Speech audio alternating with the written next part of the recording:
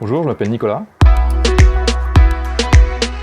Aujourd'hui, je vais vous parler des spies, des stubs et des mocks pour les tests unitaires. Dans le domaine du développement web et logiciel, tester son code est très important. En effet, il permet d'avoir un filet de sécurité et permet d'éviter les régressions. Si notre code n'a pas de dépendance, il sera relativement facile de le tester en modifiant le comportement attendu. Dans le cas contraire, on va devoir le plus souvent utiliser des objets ou des méthodes qui vont copier en fait finalement le comportement de ces mêmes méthodes. C'est là qu'interviennent les spies, les stubs et les mocks. Le code que je vais vous montrer est en JavaScript, mais les concepts que je vais vous présenter sont applicables dans n'importe quel langage de programmation. Un spy est un watcher qui va enregistrer toute l'activité d'une fonction, donc que ce soit directement dans le composant ou par rapport à une dépendance de ce composant. Donc principalement, un spy va nous permettre typiquement de savoir si une fonction a été appelée. Par exemple ici, on veut espionner la fonction getUnupWebsite de notre composant.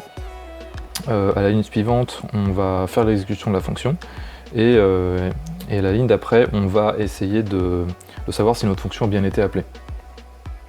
Pour le coup, si je lance les tests, ici, on voit bien que la fonction n'a pas été appelée vu que je ne l'ai pas réellement appelée dans mes tests. Pour le coup, si je décommande cette partie, le code et que je relance les tests, donc là j'appelle bien la fonction getItem de mon composant. Une fois que je relance les tests, on voit bien ici que le test est passé au vert, il a bien réussi, car il a bien détecté que le spy a bien été appelé pour la fonction que j'ai demandé. Un stub est un spy auquel on attache un comportement préprogrammé. Il supporte toute l'API d'un spy, mais va nous permettre en plus vraiment de maîtriser toute la chaîne d'exécution de cette fonction, ou d'où de repasser cette fonction. Ici, on veut préprogrammer un comportement par rapport à une fonction en particulier. Par exemple ici, lorsque j'appelle la fonction getUnupWebsite toujours, je veux qu'elle me retourne une valeur qui est un tableau de 2 chiffres, par exemple. Donc lorsque j'appelle la fonction getItem, qui appelle cette autre fonction, je veux qu'au final, il m'ait retourné exactement la même valeur. Donc pour le coup, si je vais dans mes tests,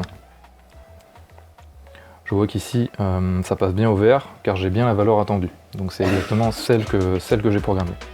Par contre, si ici je change la valeur et que je n'ai plus celle attendue par rapport à tout à l'heure et que je relance mes tests, on verra bien que le test échoue, car il s'attend à un résultat en particulier, or moi ce que je lui fournis n'est pas correct.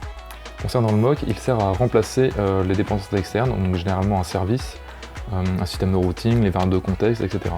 On s'en sert quand on a besoin de simuler les fonctions d'une dépendance en particulier. Il va nous permettre deux choses, d'isoler nos tests des composants et du coup les utiliser dans nos tests en tant que paramètre de spy ou des stubs.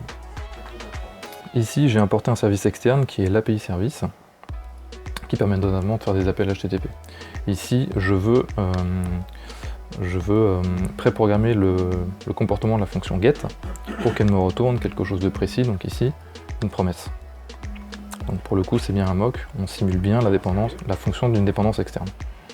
Pour le coup quand je vais appeler la fonction getUnupWebsite, je veux que cet appel me renvoie l'URL que j'ai passé, que le service appelle. Donc pour le coup si je lance mes tests, on voit qu'il passe au vert car les paramètres n'ont pas changé. En revanche, si je mets un autre site ou que je change l'URL, qui lui est bien paramétré en dur dans le service, et que je relance mes tests, on verra que le test échoue. Souvent, on peut confondre entre un stub et un mock. Ce qu'il faut savoir, c'est qu'un mock regroupe des fonctions qui peuvent être utilisées en tant que stub, l'inverse n'est cependant pas possible. Aussi, dans le cadre de tests d'intégration, on pourra importer un service, mais utiliser un stub pour tester une fonction en particulier. Je ne recommande pas forcément cette méthode, car vous ne maîtriserez plus le comportement des fonctions de bout en bout, mais ce sera le comportement réel de fonctions sous-jacentes qui seront appelées, et ce n'est pas forcément ce que vous voudrez pour vos tests. Avec ces explications, j'espère que ces 3 concepts vous seront plus familiers, et que si ce n'est pas déjà fait, de les inclure dans vos tests. J'espère que cette vidéo vous a plu. Sur ce, bon test, et à la prochaine.